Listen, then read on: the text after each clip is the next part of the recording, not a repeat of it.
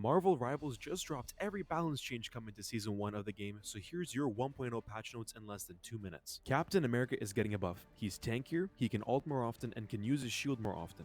Now Doctor Strange gets a nerf to his E abilities damage and now has a fall off. Thor gets a buff.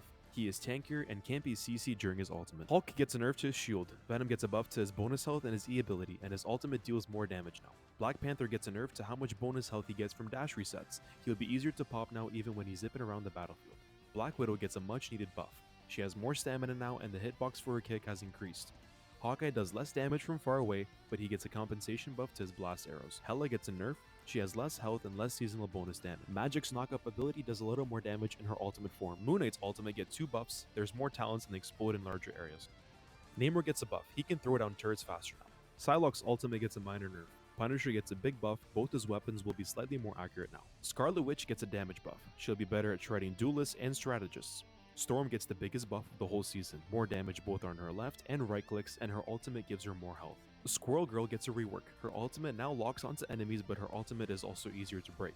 Winter Soldier gets some buffs to his damage output and his base health, but he gets less bonus health from his abilities now.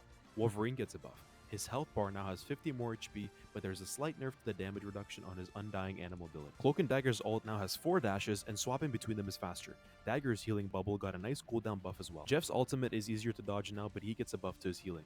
Luna Snow can no longer swap between healing and damage boost, you have to pick one or the other. Mantis gets a nerf, she'll be slower, and Rocket gets a buff to his healing.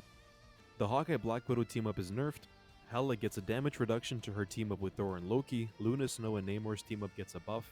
Rocket Raccoon's infinite ammo for Punisher and Winter Soldier gets a buff. Storm gets some more insane buffs to her team up with Thor and Cap, and the Scarlet Witch Magneto team up sword gets a buff.